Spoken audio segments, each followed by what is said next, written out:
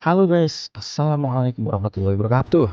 Shalom, Om Swastiastu, Nama Budaya, Salam Kebajikan, Wedi Dong Tian, Salam sejahtera untuk kita seluruhnya. Kembali lagi ke channel Conspiracious. Oke, pada kesempatan kali ini ya, kalian pernah nggak sih denger ramalan zodiak terus diramalin bakal ketemu jodoh? Padahal udah puluhan tahun diucapinnya sama Grab, Shopee, M-Banking. Artinya ramalan zodiakmu kadang kadang relate, kadang enggak kan? Tapi tahu nggak sih zodiak dan horoskop itu asal mulanya dari mana? Bener nggak sih rasi bintang, planet, perputaran galaksi bisa ngatur karakter kita? Atau jangan-jangan itu cuma warisan nenek moyang yang salah kaprah? Jadi kita balik dulu nih ke ribuan tahun lalu, tepatnya di peradaban Babilonia kuno sekitar 3000 tahun sebelum Masehi. Di sana para pengamat langit, biasa disebut astronom kuno, menghabiskan waktu malam mereka dengan mengamati bintang, planet, dan pergerakan benda-benda langit tuh. Bukan malah scroll TikTok, scroll feed IG, scroll kicau burung tuh di Facebook kayak bapak-bapak zaman sekarang. Klik slot ya bukan. Tapi malam-malam mereka itu dipenuhi dengan mengamati bintang, planet, dan pergerakan benda-benda langit tuh. Jadi mereka senantiasa tuh observasi. Kalau misalkan Jupiter nih kelihatan, terus dia amati tuh dia cocokin sama lingkungan sekitar. Oh, kalau Jupiter posisinya ada di sini, panen lagi bagus-bagusnya nih. Kalau Mars lagi terang-terangnya, mereka liatin lingkungan sekitar. Mereka liatin, oh ada orang-orang yang lahir pas Mars lagi terang. Orang-orangnya cenderung lebih emosional, lebih agresif, gitu-gitulah. Mereka terus mengobservasi, mengamati, dan mencatat. Mereka riset berulang-ulang, berbulan-bulan, bertahun-tahun, sampai ketemu tuh polanya. Jadilah sebuah pola yang akhirnya mereka dokumentasikan. Ya, walaupun banyak juga sih faktor yang melatar belakangi kenapa astronom kuno melakukan hal seperti itu dulu.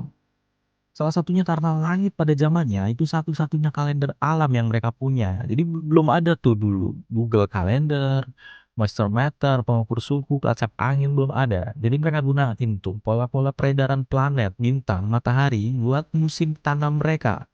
Lihat bulan buat memprediksi badai. Gitu-gitulah pokoknya. Seiring berjalannya waktu, mereka mulai korelasikan tuh posisi bintang-bintang sama perilaku manusia. Mereka observasi tuh, misalnya kalau peredaran planetnya lagi gimana, anak yang lahir di saat itu tuh karakternya kayak gimana. Mereka catat tuh.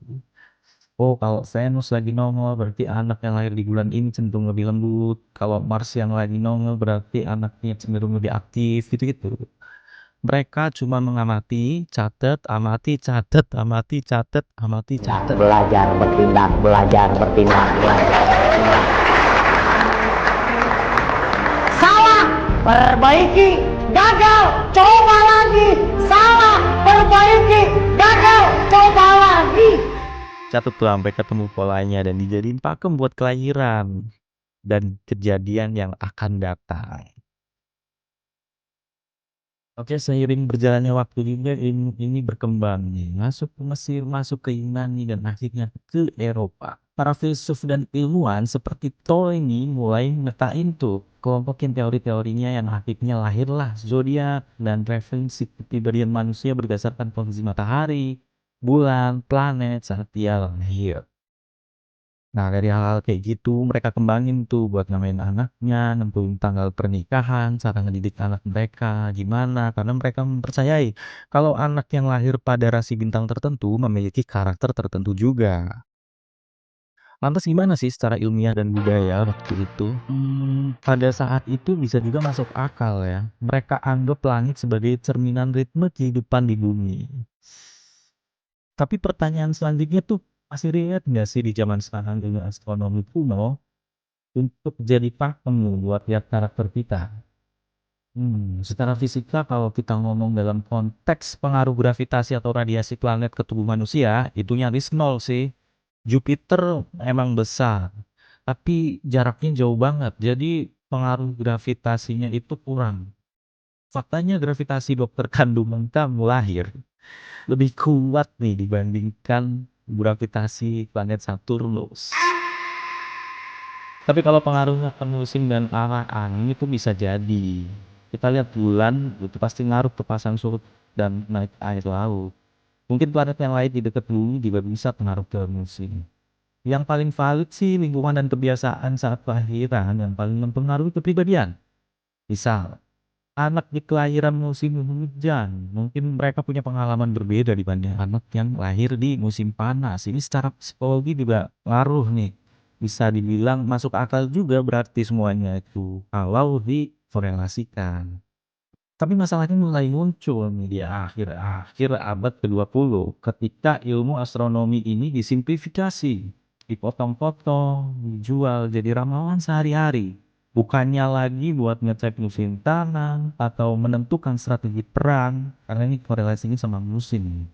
Tapi buat kayak, besok Pisces bakal ketemu jodoh nih, tapi hati-hati sama temen Aries. Jadi dalam astronomi itu ada yang namanya precision of equinoxes. Posisi bintang udah bergeser beberapa derajat dari sistem zodiak ribuan tahun lalu. Jadi zodiak yang kamu pegang hari ini nih belum tentu sama dengan posisi bintang aslinya pada saat penelitian zaman dulu. So, apa kita harus buang tuh horoskop jauh-jauh? Sebenarnya enggak juga. Buat sebagai pemicu aktivitas harian, ini jadi motivasi. Kalau ramalanmu buruk, kamu lebih siaga dan berhati-hati. Kalau ramalanmu baik, kamu jadi bisa lebih ceria dan mood yang bagus. Pasti akan bikin komunikasimu ke rekan kerja, orang tua, teman juga lebih bagus juga. Tapi lebih bagus lagi sih kalau kita bisa mempelajari karakter diri sendiri. Kapan kita lahir, gimana lingkungan waktu kecil, cara didik, itu semua lebih relevan. Jangan cuma nunggu zodiak kasih tahu nasib. Tadi sampai lettermu nggak nunggu tanggal ramalan bagus, bos. Kita nunggu nasib bagus tanpa gerak, gimana bisa gerak? Anjay. Jangan biarkan bintang yang jauh di sana lebih tahu jalan hidup kita daripada kita sendiri.